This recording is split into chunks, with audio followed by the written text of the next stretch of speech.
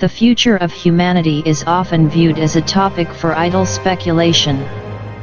Yet our beliefs and assumptions on this subject matter shape decisions in both our personal lives and public policy decisions that have very real and sometimes unfortunate consequences.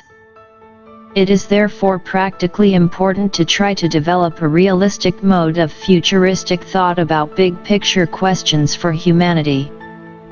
This paper sketches an overview of some recent attempts in this direction, and it offers a brief discussion of 4 families of scenarios for humanity's future: extinction, recurrent collapse, plateau, and post-humanity.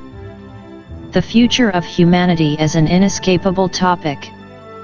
In one sense, the future of humanity comprises everything that will ever happen to any human being, including what you will have for breakfast next Thursday and all the scientific discoveries that will be made next year. In that sense, it is hardly reasonable to think of the future of humanity as a topic. It is too big and too diverse to be addressed as a whole in a single essay, monograph, or even 100-volume book series. It is made into a topic by way of abstraction. We abstract from details and short-term fluctuations and developments that affect only some limited aspect of our lives. A discussion about the future of humanity is about how the important fundamental features of the human condition may change or remain constant in the long run. What features of the human condition are fundamental and important? On this there can be reasonable disagreement. Nonetheless, some features qualify by almost any standard. For example, whether and when Earth-originating life will go extinct, whether it will colonize the galaxy, whether human biology will be fundamentally transformed to make us post-human, whether machine intelligence will surpass biological intelligence, whether population size will explode, and whether quality of life will radically improve or deteriorate. These are all important fundamental questions about the future of humanity. Less fundamental questions, for instance, about methodologies or specific technology projections, are also relevant insofar as they inform our views about more fundamental parameters. Traditionally, the future of humanity has been a topic for theology. All the major religions have teachings about the ultimate destiny of humanity or the end of the world. Eschatological themes have also been explored by big-name philosophers such as Hegel, Kant, and Marx. In more recent times, the literary genre of science fiction has continued the tradition. Very often, the future has served as a projection screen for our hopes and fears, or as a stage setting for dramatic entertainment, morality tales, or satire of tendencies in contemporary society, or as a banner for ideological mobilization. It is relatively rare for humanity's future to be taken seriously as a subject matter on which it is important to try to have factually correct beliefs. There is nothing wrong with exploiting the symbolic and literary affordances of an unknown future, just as there is nothing wrong with fantasizing about imaginary countries populated by dragons and wizards. Yet it is important to attempt, as best we can, to distinguish futuristic scenarios put forward for their symbolic significance or entertainment value from speculations that are meant to be evaluated on the basis of literal plausibility. Only the latter form of realistic futuristic thought will be considered in this paper. We need realistic pictures of what the future might bring in order to make sound decisions. Increasingly, we need realistic pictures not only of our personal or local near-term futures, but also of remoter global futures. Because of our expanded technological powers, some human activities now have significant global impacts. The scale of human social organization has also grown, creating new opportunities for coordination and action, and there are many institutions and individuals who either do consider, or claim to consider, or ought to consider, possible long-term global impacts of their actions. Climate change, national and international security, economic development, nuclear waste disposal, biodiversity, natural resource conservation, population policy, and scientific and technological research funding are examples of policy areas that involve long-time horizons. Arguments in these areas often rely on implicit assumptions about the future of humanity. By making these assumptions explicit, and subjecting them to critical analysis, it might be possible to address some of the big challenges for humanity in a more well-considered and thoughtful manner. The fact that we need realistic pictures of the future does not entail that we can have them. Predictions about future technical and social developments are notoriously unreliable to an extent that have led some to propose that we do away with prediction altogether in our planning and preparation for the future. Yet while the methodological problems of such forecasting are certainly very significant, the extreme view that we can or should do away with prediction altogether is misguided. That view is expressed, to take one example, in a recent paper on the societal implications of nanotechnology by Michael Crow and Daniel Sarewitz, in which they argue that the issue of predictability is irrelevant.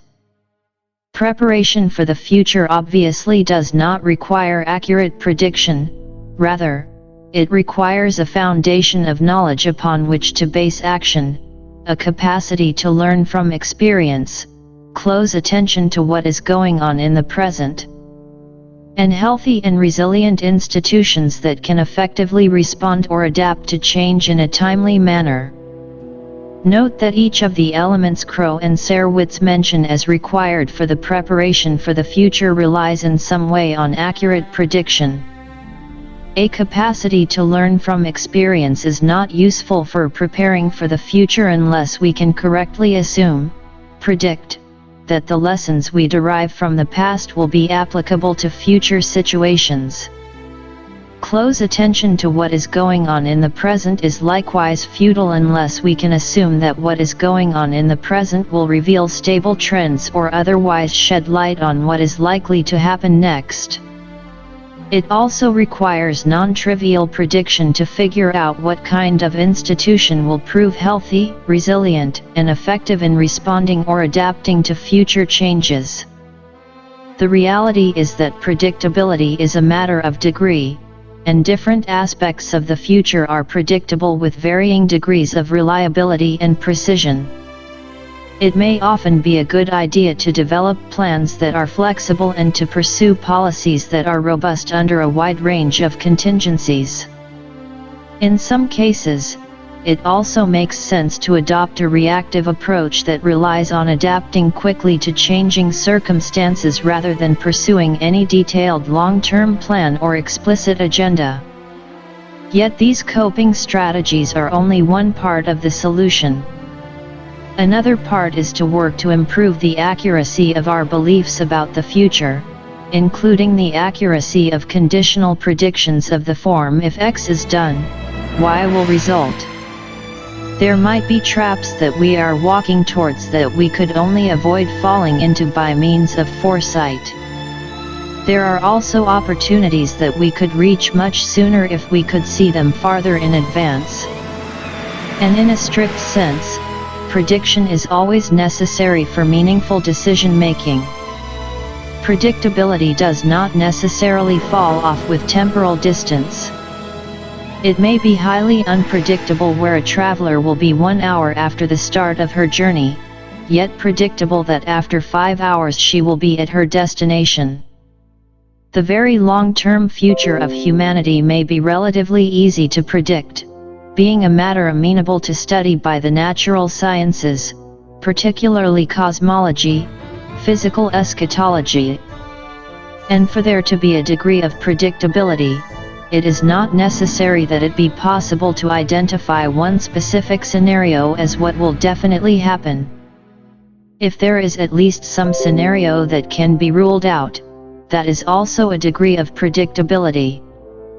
Even short of this, if there is some basis for assigning different probabilities, in the sense of credences, degrees of belief, to different propositions about logically possible future events, or some basis for criticizing some such probability distributions as less rationally defensible or reasonable than others, then again there is a degree of predictability.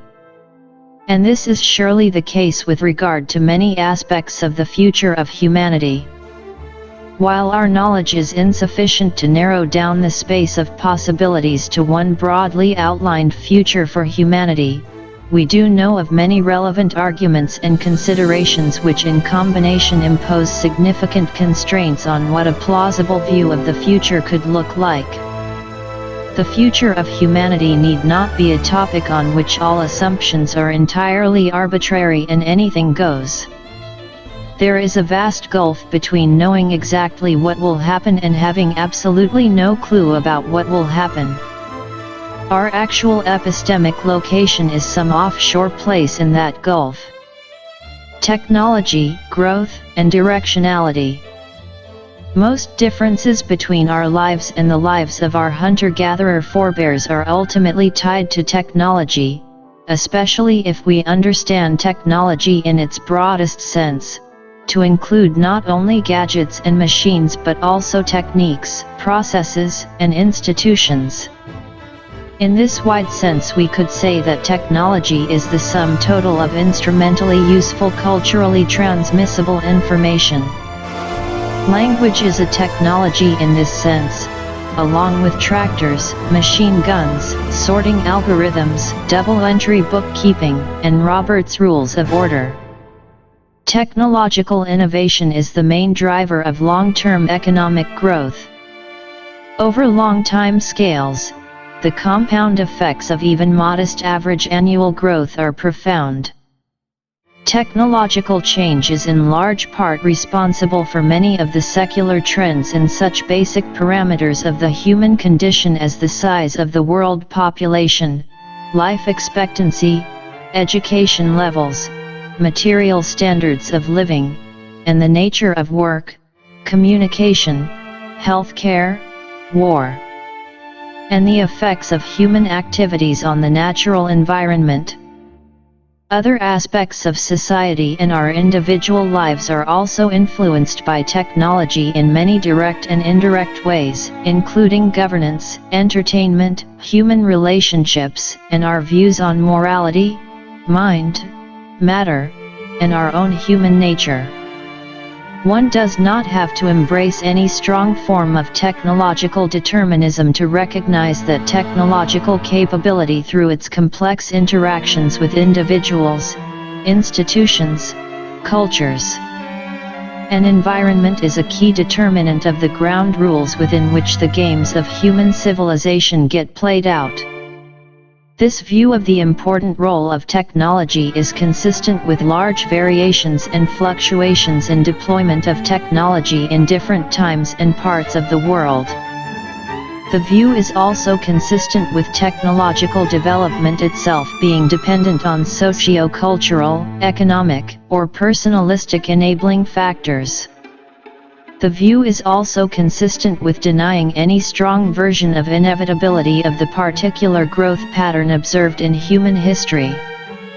One might hold, for example, that in a rerun of human history, the timing and location of the Industrial Revolution might have been very different, or that there might not have been any such revolution at all but rather, say, a slow and steady trickle of invention. One might even hold that there are important bifurcation points in technological development at which history could take either path with quite different results in what kinds of technological systems developed.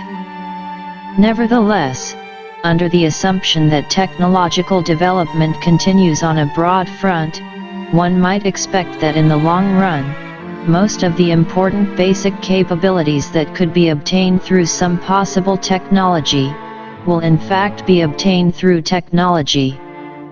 A bolder version of this idea could be formulated as follows. Technological completion conjecture. If scientific and technological development efforts do not effectively cease, then all important basic capabilities that could be obtained through some possible technology will be obtained.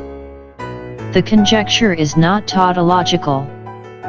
It would be false if there is some possible basic capability that could be obtained through some technology which, while possible in the sense of being consistent with physical laws and material constraints, is so difficult to develop that it would remain beyond reach even after an indefinitely prolonged development effort. Another way in which the conjecture could be false is if some important capability can only be achieved through some possible technology which, while it could have been developed, will not in fact ever be developed even though scientific and technological development efforts continue. The conjecture expresses the idea that which important basic capabilities are eventually attained does not depend on the paths taken by scientific and technological research in the short term. The principle allows that we might attain some capabilities sooner if, for example, we direct research funding one way rather than another, but it maintains that provided our general techno-scientific enterprise continues, even the non-prioritized capabilities will eventually be obtained. Either through some indirect technological route, or when general advancements in instrumentation and understanding have made the originally neglected direct technological route so easy that even a tiny effort will succeed in developing the technology in question. One might find the thrust of this underlying idea plausible without being persuaded that the technological completion conjecture is strictly true, and in that case, one may explore what exceptions there might be. Alternatively, one might accept the conjecture but believe that its antecedent is false, i.e. that scientific and technological development efforts will at some point effectively cease, before the enterprise is complete. But if one accepts both the conjecture and its antecedent, what are the implications? What will be the results if, in the long run, all of the important basic capabilities that could be obtained through some possible technology are in fact obtained?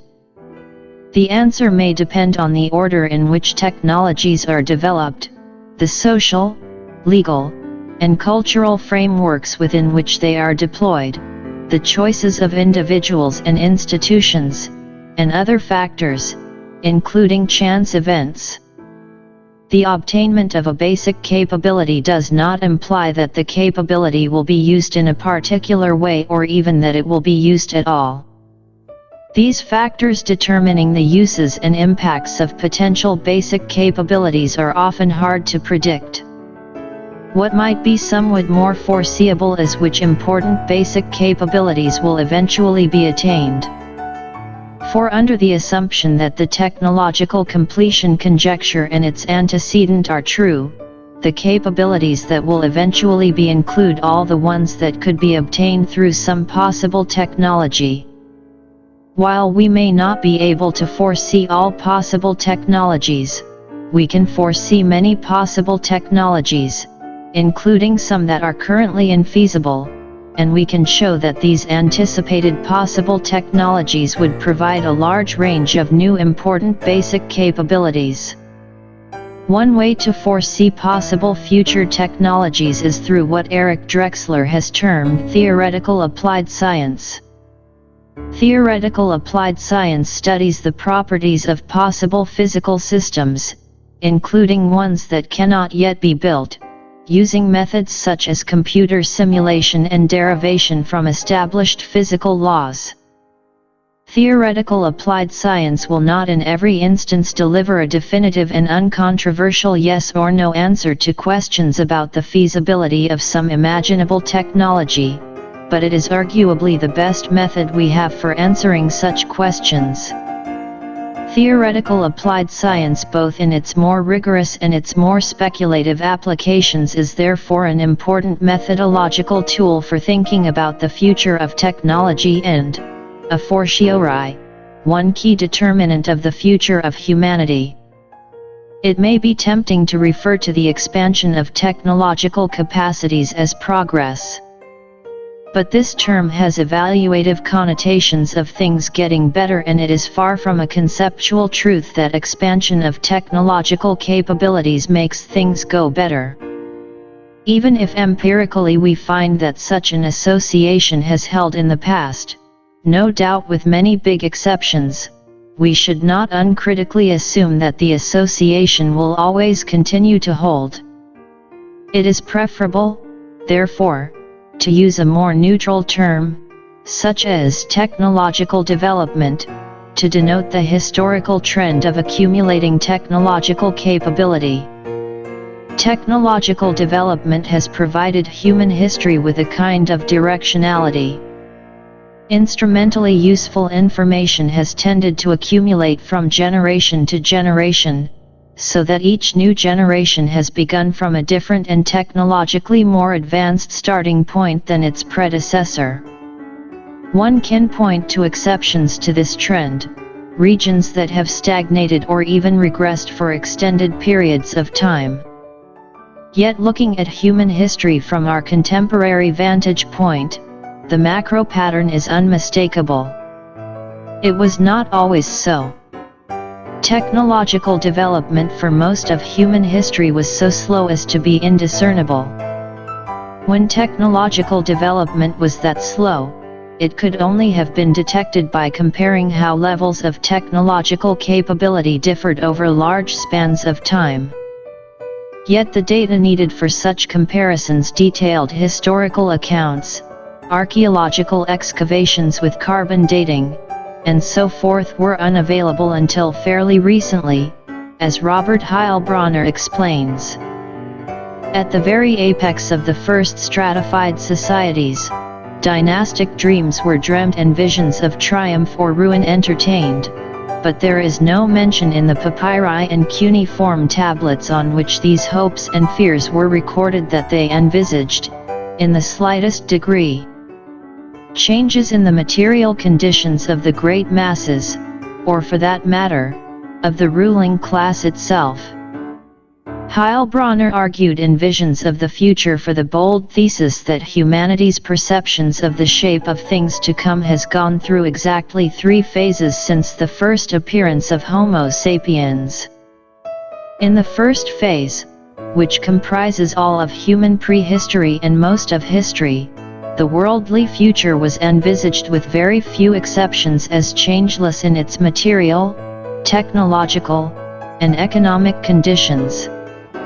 In the second phase, lasting roughly from the beginning of the 18th century until the second half of the 20th, worldly expectations in the industrialized world changed to incorporate the belief that the hitherto untamable forces of nature could be controlled through the appliance of science and rationality, and the future became a great beckoning prospect. The third phase, mostly post-war but overlapping with the second phase, sees the future in a more ambivalent light, as dominated by impersonal forces, as disruptive, hazardous, and foreboding as well as promising.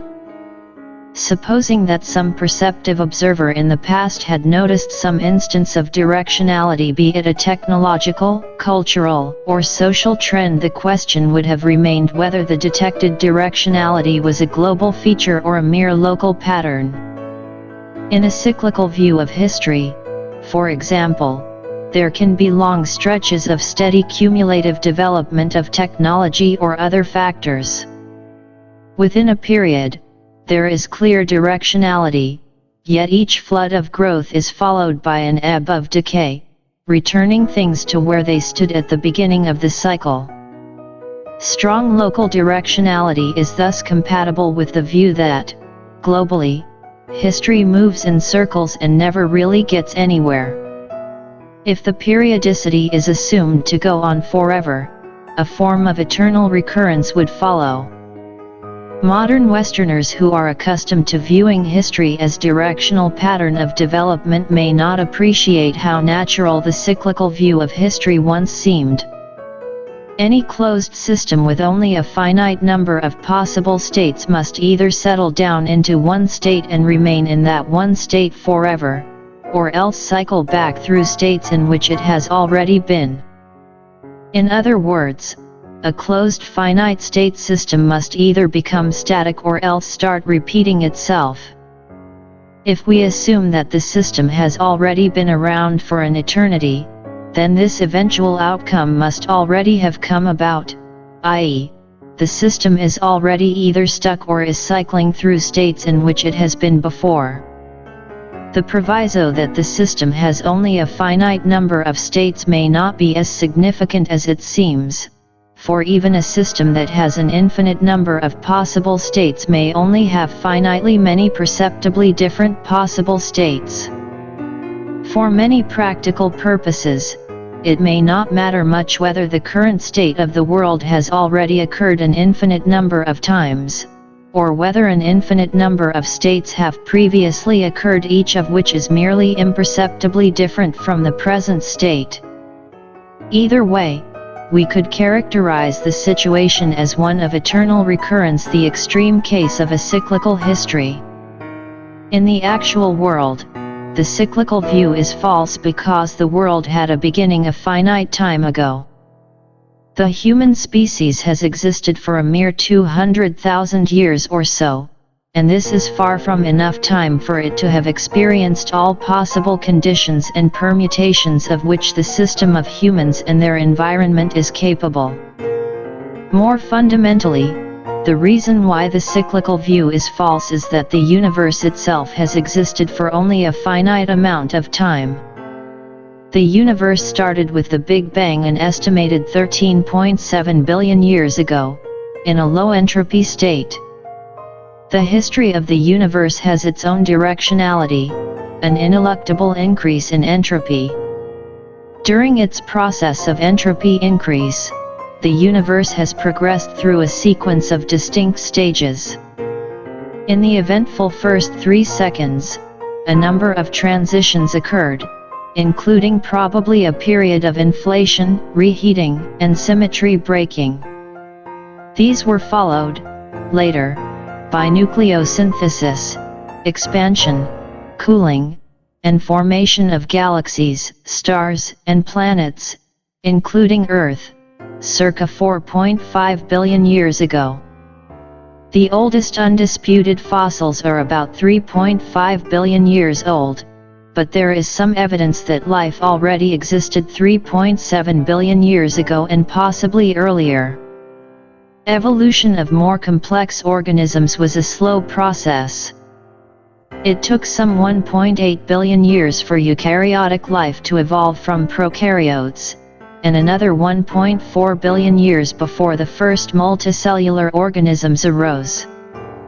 From the beginning of the Cambrian period, some 542 million years ago, important developments began happening at a faster pace, but still enormously slowly by human standards. Homo habilis, our first human-like ancestors, evolved some 2 million years ago, Homo sapiens 100,000 years ago. The agricultural revolution began in the Fertile Crescent of the Middle East 10,000 years ago, and the rest is history. The size of the human population, which was about 5 million when we were living as hunter-gatherers 10,000 years ago, had grown to about 200 million by the year 1. It reached 1 billion in 1835 AD, and today over 6.6 billion human beings are breathing on this planet. From the time of the Industrial Revolution, perceptive individuals living in developed countries have noticed significant technological change within their lifetimes. All techno-hype aside, it is striking how recent many of the events are that define what we take to be the modern human condition. If compress the time scale such that the Earth formed 1 year ago, then Homo sapiens evolved less than 12 minutes ago, Agriculture began a little over 1 minute ago. The Industrial Revolution took place less than 2 seconds ago. The electronic computer was invented 0.4 seconds ago. And the Internet less than 0.1 seconds ago in the blink of an eye. Almost all the volume of the universe is ultra-high vacuum, and almost all of the tiny material specks in this vacuum are so hot or so cold, so dense or so dilute, as to be utterly inhospitable to organic life. Spatially as well as temporally, our situation is an anomaly. Given the technocentric perspective adopted here, and in light of our incomplete but substantial knowledge of human history and its place in the universe, how might we structure our expectations of things to come? The remainder of this paper will outline 4 families of scenarios for humanity's future. Extinction, recurrent collapse, plateau, post-humanity. Extinction. Unless the human species lasts literally forever, it will sometime cease to exist. In that case, the long-term future of humanity is easy to describe: extinction. An estimated 99.9% of all species that ever existed on Earth are already extinct. There are 2 different ways in which the human species could become extinct. 1. By evolving or developing or transforming into one or more new species or life forms, sufficiently different from what came before so as no longer to count as Homo sapiens. The other. By simply dying out, without any meaningful replacement or continuation. Of course, a transformed continuant of the human species might itself eventually terminate, and perhaps there will be a point where all life comes to an end, so scenarios involving the first type of extinction may eventually converge into the second kind of scenario of complete annihilation. We postpone discussion of transformation scenarios to a later section, and we shall not here discuss the possible existence of fundamental physical limitations to the survival of intelligent life in the universe. This section focuses on the direct form of extinction, annihilation, occurring within any very long, but not astronomically long, time horizon. We could say 100,000 years for specificity. Human extinction risks have received less scholarly attention than they deserve. In recent years, there have been approximately 3 serious books and 1 major paper on this topic. John Leslie, a Canadian philosopher, puts the probability of humanity failing to survive the next 5 centuries to 30% in his book End of the World. His estimate is partly based on the controversial doomsday argument and on his own views about the limitations of this argument. Sir Martin Rees, Britain's Astronomer Royal, is even more pessimistic, putting the odds that humanity will survive the 21st century to no better than 50% in our final hour. Richard Posner, an eminent American legal scholar, offers no numerical estimate but rates the risk of extinction significant in catastrophe. And I published a paper in 2002 in which I suggested that assigning a probability of less than 25% to existential disaster, no time limit, would be misguided. The concept of existential risk is distinct from that of extinction risk.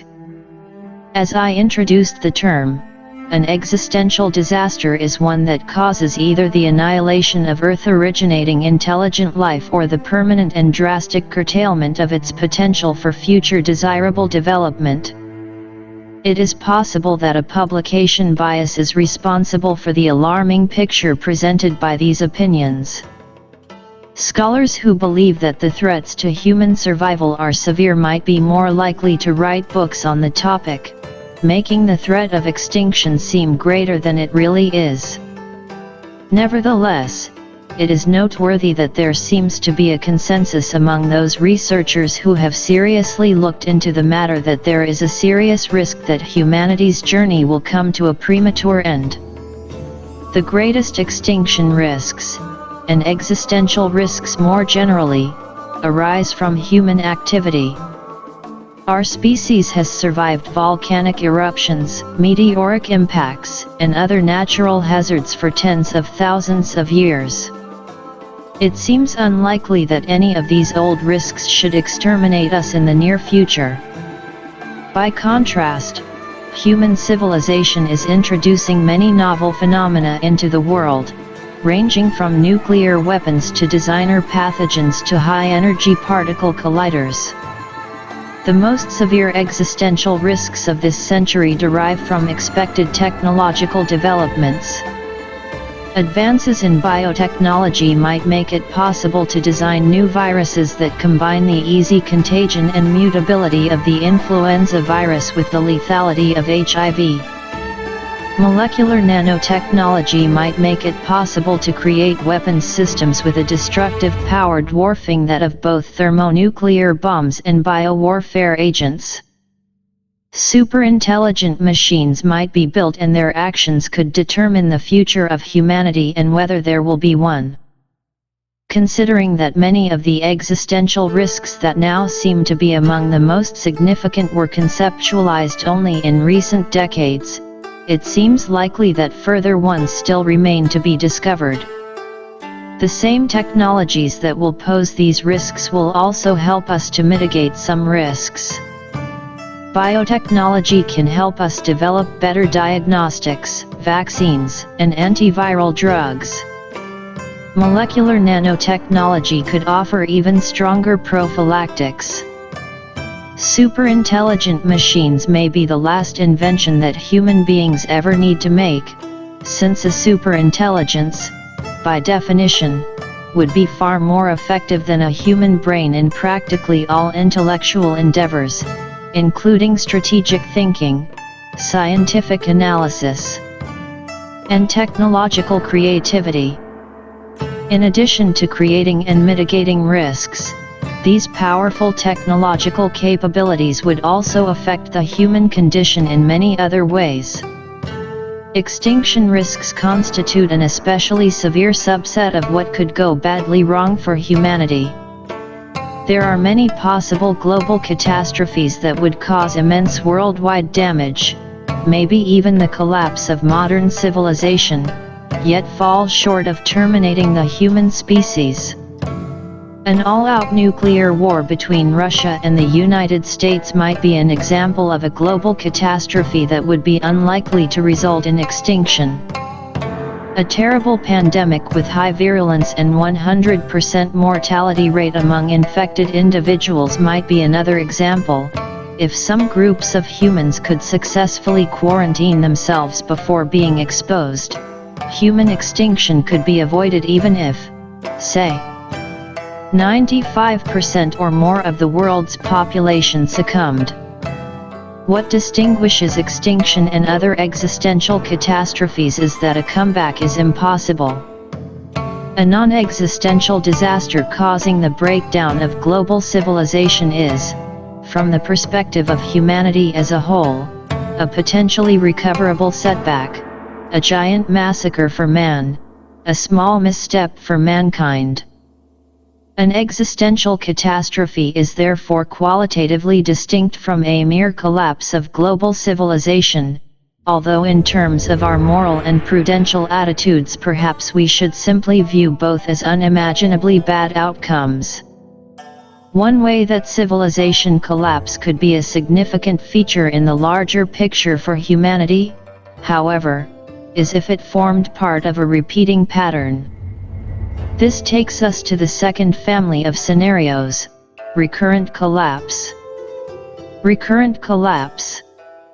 Environmental threats seem to have displaced nuclear holocaust as the chief specter haunting the public imagination.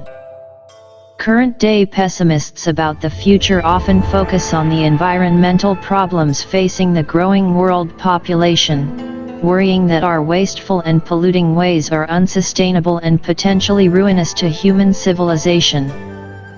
The credit for having handed the environmental movement its initial impetus is often given to Rachel Carson, whose book Silent Spring, 1962, sounded the alarm on pesticides and synthetic chemicals that were being released into the environment with allegedly devastating effects on wildlife and human health. The environmentalist forebodings swelled over the decade. Paul Ehrlich's book Population Bomb, and the Club of Rome report Limits to Growth, which sold 30 million copies, predicted economic collapse and mass starvation by the 80s or 90s as the results of population growth and resource depletion. In recent years, the spotlight of environmental concern has shifted to global climate change. Carbon dioxide and other greenhouse gases are accumulating in the atmosphere, where they are expected to cause a warming of Earth's climate and a concomitant rise in seawater levels. The more recent report by the United Nations Intergovernmental Panel on Climate Change, which represents the most authoritative assessment of current scientific opinion, attempts to estimate the increase in global mean temperature that would be expected by the end of this century under the assumption that no efforts at mitigation are made. The final estimate is fraught with uncertainty because of uncertainty about what the default rate of emissions of greenhouse gases will be over the century, uncertainty about the climate sensitivity parameter, and uncertainty about other factors. The IPCC therefore expresses its assessment in terms of 6 different climate scenarios based on different models and different assumptions.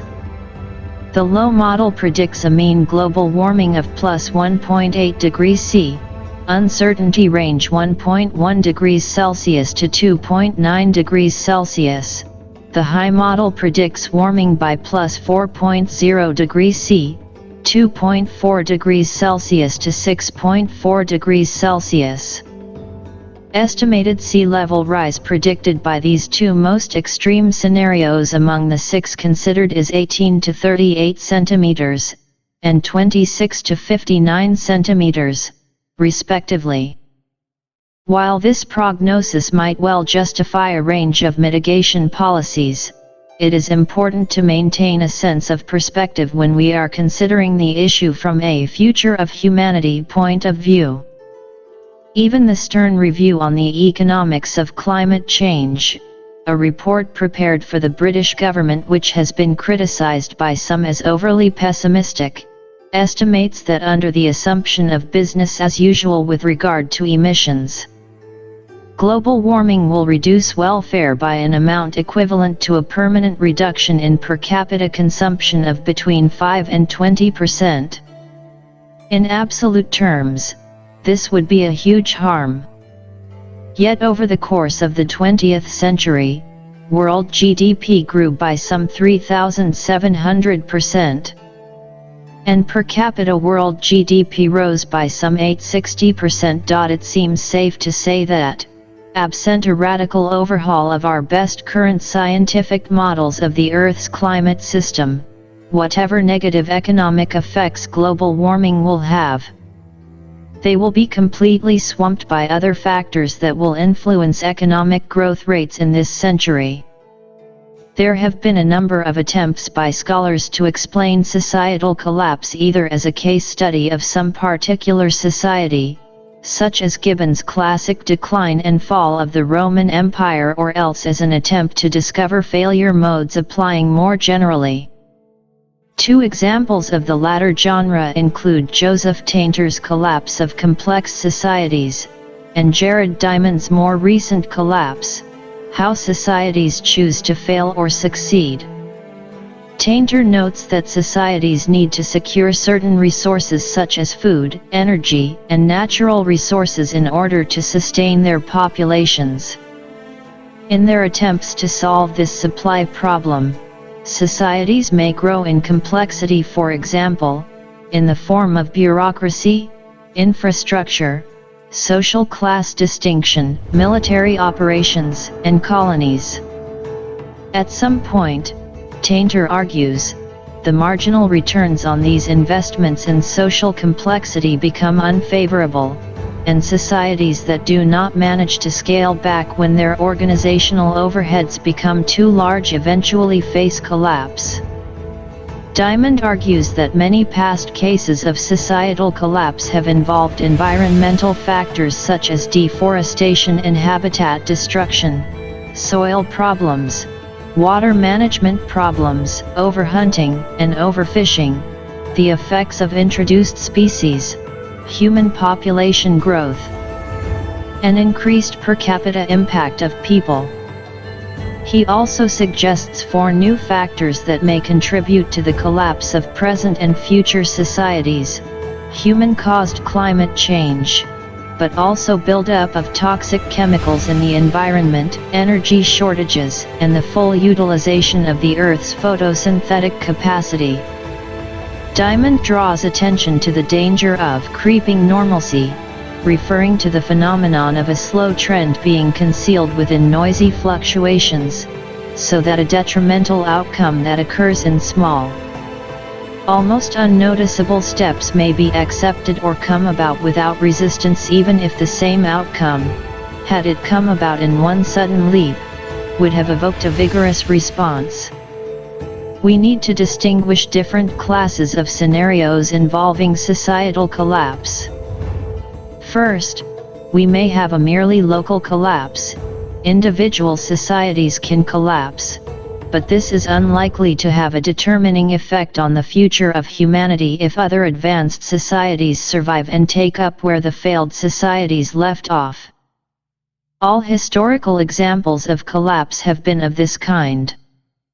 Second, we might suppose that new kinds of threat, e.g. nuclear holocaust or catastrophic changes in the global environment, or the trend towards globalization and increased interdependence of different parts of the world, create a vulnerability to human civilization as a whole. Suppose that a global societal collapse were to occur. What happens next? If the collapse is of such a nature that a new advanced global civilization can never be rebuilt, the outcome would qualify as an existential disaster. However, it is hard to think of a plausible collapse which the human species survives but which nevertheless makes it permanently impossible to rebuild civilization. Supposing, therefore, that a new technologically advanced civilization is eventually rebuilt, what is the fate of this resurgent civilization? Again, there are 2 possibilities. The new civilization might avoid collapse, and in the following 2 sections we will examine what could happen to such a sustainable global civilization. Alternatively, the new civilization collapses again, and the cycle repeats.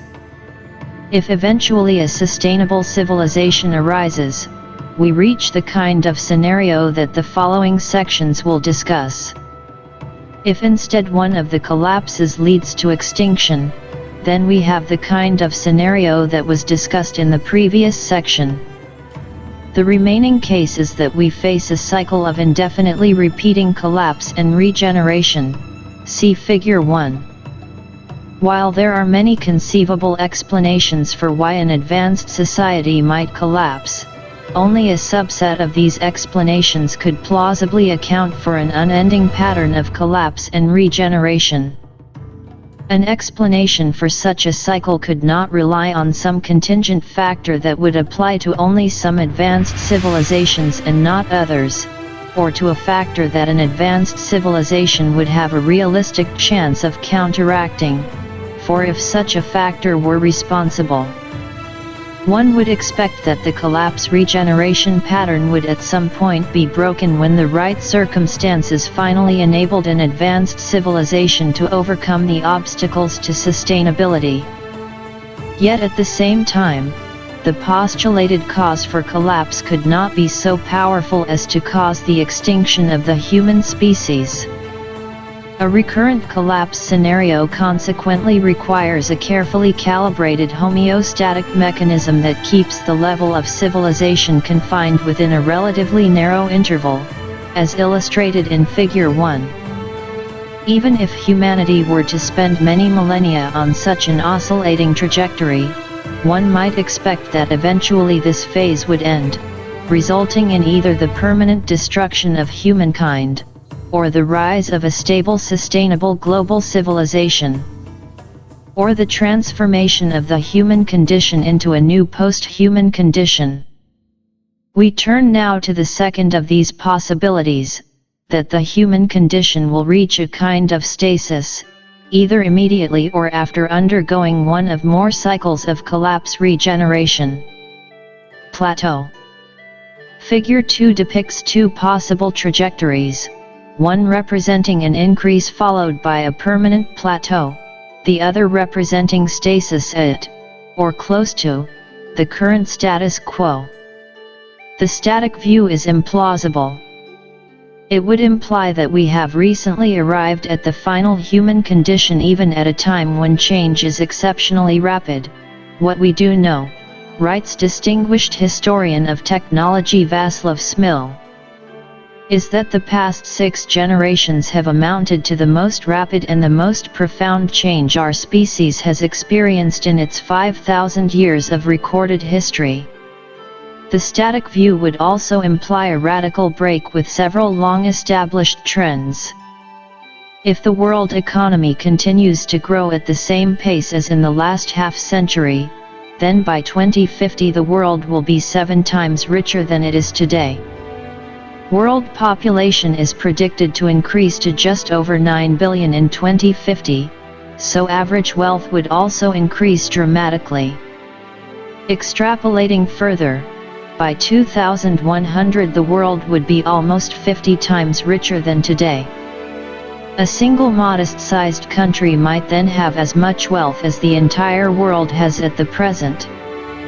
Over the course of human history, the doubling time of the world economy has been drastically reduced on several occasions, such as in the agricultural transition and the Industrial Revolution. Should another such transition occur in this century, the world economy might be several orders of magnitudes larger by the end of the century. Another reason for assigning a low probability to the static view is that we can foresee various specific technological advances that will give humans important new capacities. Virtual reality environments will constitute an expanding fraction of our experience. The capability of recording, surveillance, biometrics, and data mining technologies will grow, making it increasingly feasible to keep track of where people go, whom they meet, what they do, and what goes on inside their bodies. Among the most important potential developments are ones that would enable us to alter our biology directly through technological means. Such interventions could affect us more profoundly than modification of beliefs, habits, culture, and education. If we learn to control the biochemical processes of human senescence, healthy lifespan could be radically prolonged. A person with the age-specific mortality of a 20-year-old would have a life expectancy of about 1,000 years. The ancient but hitherto mostly futile quest for happiness could meet with success if scientists could develop safe and effective methods of controlling the brain circuitry responsible for subjective well-being.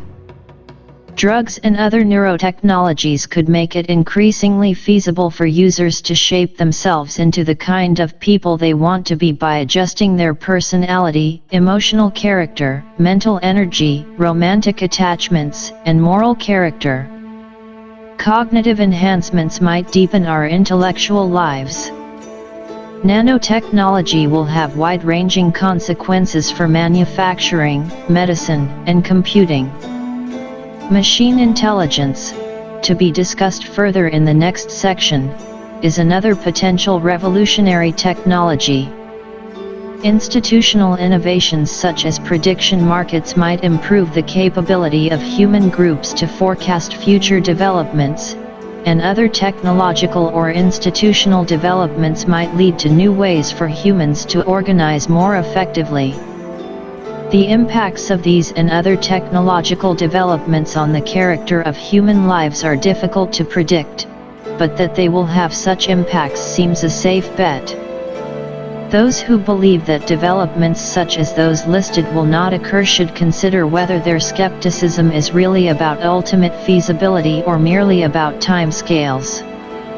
Some of these technologies will be difficult to develop. Does that give us reason to think that they will never be developed? Not even in 50 years? 200 years? 10,000 years? Looking back, developments such as language, agriculture, and perhaps the Industrial Revolution may be said to have significantly changed the human condition. There are at least 1,000 times more of us now, and with current world average life expectancy at 67 years, we live perhaps 3 times longer than our Pleistocene ancestors. The mental life of human beings has been transformed by developments such as language, literacy, urbanization, division of labor, industrialization, science, communications, transport, and media technology. The other trajectory in Figure 2 represents scenarios in which technological capability continues to grow significantly beyond the current level before leveling off below the level at which a fundamental alteration of the human condition would occur. This trajectory avoids the implausibility of postulating that we have just now reached a permanent plateau of technological development. Nevertheless, it does propose that a permanent plateau will be reached not radically far above the current level. We must ask what could cause technological development to level off at that stage. One conceptual possibility is that development beyond this level is impossible because of limitation imposed by fundamental natural laws.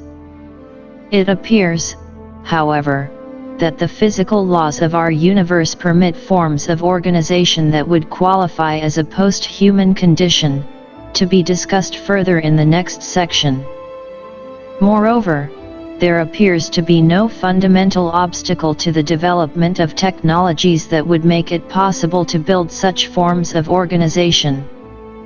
Physical impossibility, therefore, is not a plausible explanation for why we should end up on either of the trajectories depicted in Figure 2. Another potential explanation is that while theoretically possible, a post-human condition is just too difficult to attain for humanity ever to be able to get there. For this explanation to work, the difficulty would have to be of a certain kind.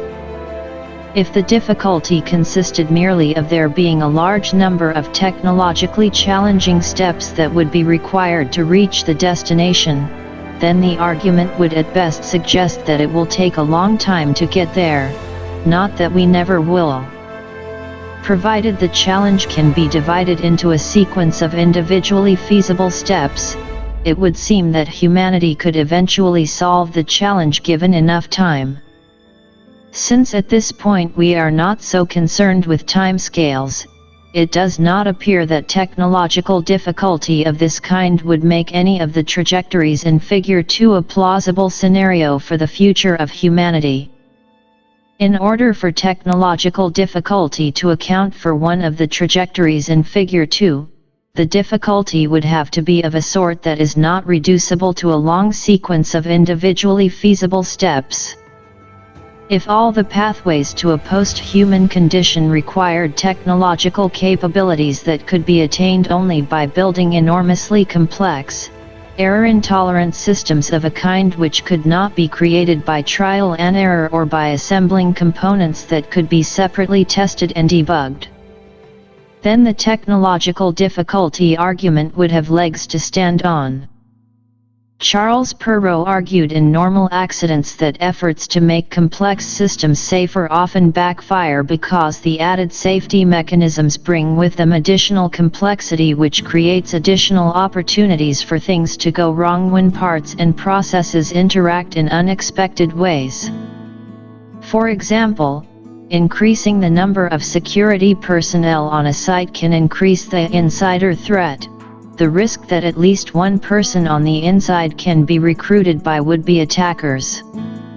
Along similar lines, Jaron Lanier has argued that software development has run into a kind of complexity barrier. An informal argument of this kind has also been made against the feasibility of molecular manufacturing. Each of these arguments about complexity barriers is problematic. And in order to have an explanation for why humanity's technological development should level off before a post-human condition is reached, it is not sufficient to show that some technologies run into insuperable complexity barriers. Rather, it would have to be shown that all technologies that would enable a post-human condition, biotechnology, nanotechnology, artificial intelligence, etc., will be blocked by such barriers. That seems an unlikely proposition. Alternatively, one might try to build an argument based on complexity barriers for social organization in general rather than for particular technologies, perhaps something akin to Tainter's explanation of past cases of societal collapse, mentioned in the previous section. In order to produce the trajectories in Figure 2, however, the explanation would have to be modified to allow for stagnation and plateauing rather than collapse. One problem with this hypothesis is that it is unclear that the development of the technologies requisite to reach a post-human condition would necessarily require a significant increase in the complexity of social organization beyond its present level. A third possible explanation is that even if a post-human condition is both theoretically possible and practically feasible, humanity might decide not to pursue technological development beyond a certain level. One could imagine systems, institutions, or attitudes emerging which would have the effect of blocking further development, whether by design or as an unintended consequence. Yet an explanation rooted in unwillingness for technological advancement would have to overcome several challenges. First, how does enough unwillingness arise to overcome what at the present appears like an inexorable process of technological innovation and scientific research? Second, how does a decision to relinquish development get implemented globally in a way that leaves no country and no underground movement able to continue technological research? Third, how does the policy of relinquishment avoid being overturned, even on timescales extending over tens of thousands of years and beyond? Relinquishment would have to be global and permanent in order to account for a trajectory like one of those represented in Figure 2. A fourth difficulty emerges out of the three already mentioned: the explanation for how the aversion to technological advancement arises, how it gets universally implemented, and how it attains permanence. Would have to avoid postulating causes that in themselves would usher in a post-human condition. For example, if the explanation postulated that powerful new mind control technologies would be deployed globally to change people's motivation, or that an intensive global surveillance system would be put in place and used to manipulate the direction of human development along a predetermined path, one would have to wonder whether these interventions, or their knock-on effects on society, culture, and politics, would not themselves alter the human condition in sufficiently fundamental ways that the resulting condition would qualify as post-human. To argue that stasis and plateau are relatively unlikely scenarios is not inconsistent with maintaining that some aspects of the human condition will remain unchanged. For example, Francis Fukuyama argued in The End of History and The Last Man that the endpoint of mankind's ideological evolution has essentially been reached with the end of the Cold War. Fukuyama suggested that Western liberal democracy is the final form of human government, and that while it would take some time for this ideology to become completely universalized, secular free market democracy will in the long term become more and more prevalent. In his more recent book Our Post-Human Future, he adds an important qualification to his earlier thesis, namely that direct technological modification of human nature could undermine the foundations of liberal democracy. But be that as it may, the thesis that liberal democracy, or any other political structure, is the final form of government is consistent with the thesis that the general condition for intelligent Earth-originating life will not remain a human condition for the indefinite future. Post-humanity. An explication of what has been referred to as post-human condition is overdue. In this paper, the term is used to refer to a condition which has at least one of the following characteristics. Population greater than 1 trillion persons. Life expectancy greater than 500 years. Large fraction of the population has cognitive capacities more than 2 standard deviations above the current human maximum. Near complete control over the sensory input, for the majority of people for most of the time. Human psychological suffering becoming rare occurrence. Any change of magnitude or profundity comparable to that of one of the above. This definition's vagueness and arbitrariness may perhaps be excused on grounds that the rest of this paper is at least equally schematic. In contrast to some other explications of post-humanity, the one above does not require direct modification of human nature. This is because the relevant concept for the present discussion is that of a level of technological or economic development that would involve a radical change in the human condition, whether the change was wrought by biological enhancement or other causes. The 2 dashed lines in Figure 3 differ in steepness. One of them depicts slow gradual growth that in the fullness of time rises into the post-human level and beyond. The other depicts a period of extremely rapid growth in which humanity abruptly transitions into a post-human condition. This latter possibility can be referred to as the singularity hypothesis. Proponents of the singularity hypothesis usually believe not only that a period of extremely rapid technological development will usher in post-humanity suddenly, but also that this transition will take place soon within a few decades. Logically, these two contentions are quite distinct. In 1958, Stanislaw Ulam, a Polish-born American mathematician, referring to a meeting with John von Neumann, wrote, "One conversation centered on the ever-accelerating progress of technology and changes in the mode of human life, which gives the appearance of approaching some essential singularity in the history of the race beyond which human affairs, as we know them, could not continue." The idea of a technological singularity tied specifically to artificial intelligence was perhaps first clearly articulated by the statistician I. J. Good in 1965.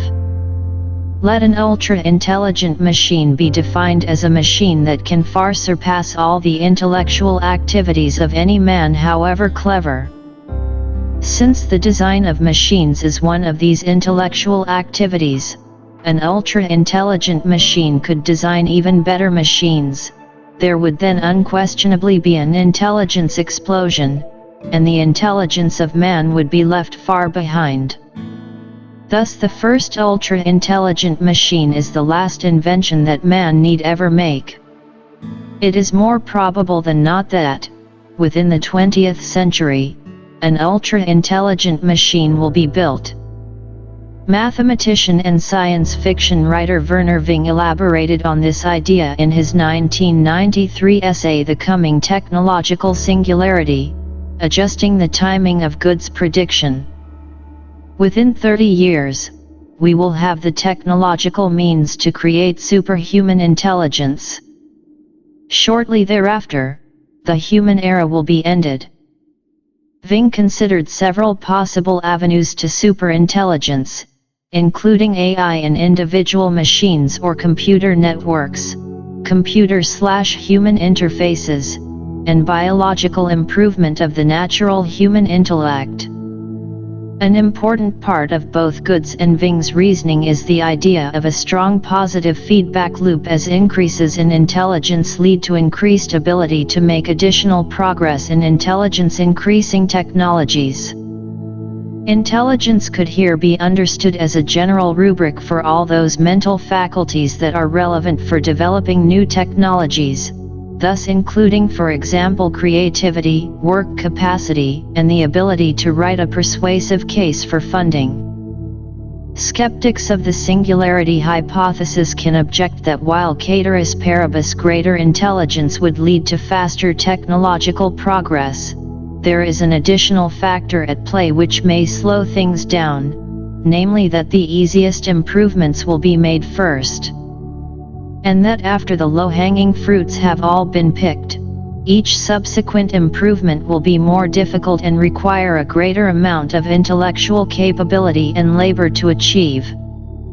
The mere existence of positive feedback, therefore, is not sufficient to establish that an intelligence explosion would occur once intelligence reaches some critical magnitude. To assess the singularity hypothesis, one must consider more carefully what kinds of intelligence-increasing interventions might be feasible and how closely stacked these interventions are in terms of their difficulty. Only if intelligence growth could exceed the growth in difficulty level for each subsequent improvement could there be a singularity. The period of rapid intelligence growth would also have to last long enough to usher in a post-human era before running out of steam. It might be easiest to assess the prospect for an intelligence explosion if we focus on the possibility of quantitative rather than qualitative improvements in intelligence. One interesting pathway to greater intelligence illustrating such quantitative growth, and one that Ving did not discuss, is uploading. Uploading refers to the use of technology to transfer a human mind to a computer. This would involve the following steps. First, create a sufficiently detailed scan of a particular human brain, perhaps by feeding vitrified brain tissue into an array of powerful microscopes for automatic slicing and scanning. Second, from this scanning data, use automatic image processing to reconstruct the three-dimensional neuronal network that implemented cognition in the original brain, and combine this map with neurocomputational models of the different types of neurons contained in the network. Third, emulate the whole computational structure on a powerful supercomputer, or cluster. If successful, the procedure would result in a qualitative reproduction of the original mind, with memory and personality intact, onto a computer where it would now exist as software. This mind could either inhabit a robotic body or live in virtual reality. In determining the prerequisites for uploading, a trade-off exists between the power of the scanning and simulation technology, on the one hand, and the degree of neuroscience insight on the other. The worse the resolution of the scan, and the lower the computing power available to simulate functionally possibly irrelevant features, the more scientific insight would be needed to make the procedure work. Conversely, with sufficiently advanced scanning technology and enough computing power, it might be possible to brute force an upload even with fairly limited understanding of how the brain works, perhaps a level of understanding representing merely an incremental advance over the current state of the art. One obvious consequence of uploading is that many copies could be created of one uploaded mind. The limiting resource is computing power to store and run the upload minds. If enough computing hardware already exists or could rapidly be built, the upload population could undergo explosive growth. The replication time of an upload need be no longer than the time it takes to make a copy of a big piece of software. Perhaps minutes or hours, a vast speed up compared to biological human replication. And the upload replica would be an exact copy, possessing from birth all the skills and knowledge of the original. This could result in rapidly exponential growth in the supply of highly skilled labor. Additional acceleration is likely to result from improvements in the computational efficiency of the algorithms used to run the uploaded minds. Such improvements would make it possible to create faster thinking uploads, running perhaps at speeds thousands or millions times that of an organic brain. If uploading is technologically feasible, therefore, a singularity scenario involving an intelligence explosion and very rapid change seems realistic based only on the possibility of quantitative growth in machine intelligence. The harder to evaluate prospect of qualitative improvements adds some further credence to the singularity hypothesis. Uploading would almost certainly produce a condition that would qualify as post-human in this paper's terminology, for example on grounds of population size, control of sensory input, and life expectancy. A human upload could have an indefinitely long lifespan as it would not be subject to biological senescence, and periodic backup copies could be created for additional security. Further changes would likely follow swiftly from the productivity growth brought about by the population expansion. These further changes may include qualitative improvements in the intelligence of uploads, other machine intelligences, and remaining biological human beings. Inventor and futurist Ray Kurzweil has argued for the singularity hypothesis on somewhat different grounds. His most recent book, The Singularity is Near, is an update of his earlier writings. It covers a vast range of ancillary topics related to radical future technological prospects, but its central theme is an attempt to demonstrate the law of accelerating returns, which manifests itself as exponential technological progress. Kurzweil plots progress in a variety of areas, including computing, communications, and biotechnology, and in each case finds a pattern similar to Moore's law for microchips. Performance grows as an exponential with a short doubling time, typically a couple of years. Extrapolating these trend lines, Kurzweil infers that a technological singularity is due around the year 2045. While machine intelligence features as a prominent factor in Kurzweil's forecast, his singularity scenario differs from that of Ving in being more gradual, not a virtually overnight total transformation resulting from runaway self-improving artificial intelligence, but a steadily accelerating pace of general technological advancement. Several critiques could be leveled against Kurzweil's reasoning. First, one might of course doubt that present exponential trends will continue for another 4 decades. Second, while it is possible to identify certain fast-growing areas, such as IT and biotech, there are many other technology areas where progress is much slower. One could argue that to get an index of the overall pace of technological development, we should look not at a hand-picked portfolio of hot technologies, but instead at economic growth, which implicitly incorporates all productivity-enhancing technological innovations, weighted by their economic significance. In fact, the world economy has also been growing at a roughly exponential rate since the Industrial Revolution, but the doubling time is much longer, approximately 20 years.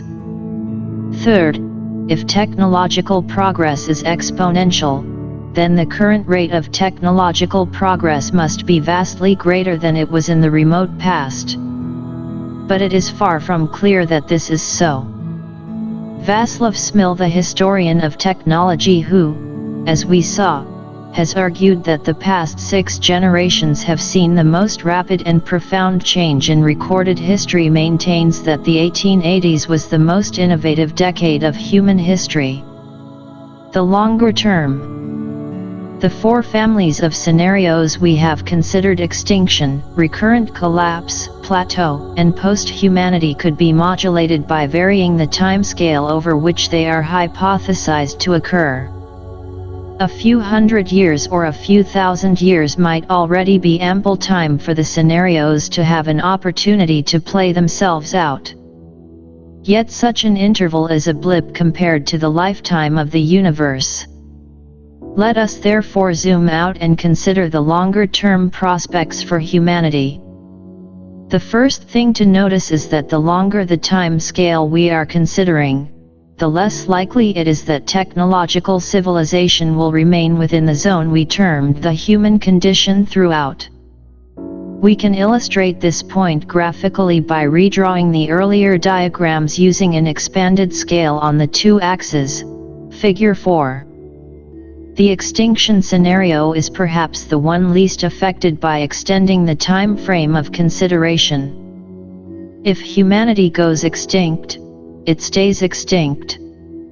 The cumulative probability of extinction increases monotonically over time. One might argue, however, that the current century, or the next few centuries, will be a critical phase for humanity, such that if we make it through this period, then the life expectancy of human civilization could become extremely high. Several possible lines of argument would support this view.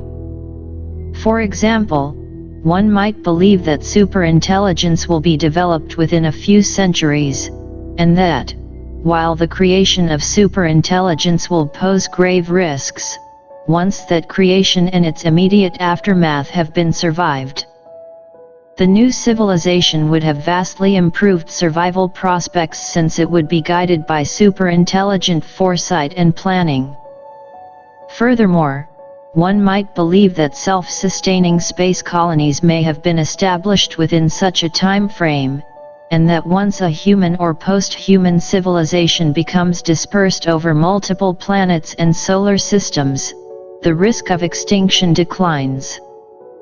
One might also believe that many of the possible revolutionary technologies, not only superintelligence, that can be developed will be developed within the next several hundred years, and that if these technological revolutions are destined to cause existential disaster, they would already have done so by then. The recurrent collapse scenario becomes increasingly unlikely the longer the time scale, for reasons that are apparent from Figure 4. The scenario postulates that technological civilization will oscillate continuously within a relatively narrow band of development. If there is any chance that a cycle will either break through to the post-human level or plummet into extinction, then there is for each period a chance that the oscillation will end. Unless the chance of such a breakout converges to zero at a sufficiently rapid rate, then with probability 1 the pattern will eventually be broken. At that point the pattern might degenerate into one of the other ones we have considered. The plateau scenarios are similar to the recurrent collapse scenario in that the level of civilization is hypothesized to remain confined within a narrow range, and the longer the time frame considered, the smaller the probability that the level of technological development will remain within this range. But compared to the recurrent collapse pattern, the plateau pattern might be thought to have a bit more staying power. The reason is that the plateau pattern is consistent with a situation of complete stasis such as might result, for example, from the rise of a very stable political system, propped up by greatly increased powers of surveillance and population control, and which for one reason or another opts to preserve its status quo. Such stability is inconsistent with the recurrent collapse scenario. The cumulative probability of post-humanity, like that of extinction, increases monotonically over time. By contrast to extinction scenarios, however, there is a possibility that a civilization that has attained a post-human condition will later revert to a human condition. For reasons paralleling those suggested earlier for the idea that the annual risk of extinction will decline substantially after certain critical technologies have been developed and after self-sustaining space colonies have been created. One might maintain that the annual probability that a post-human condition would revert to a human condition will likewise decline over time.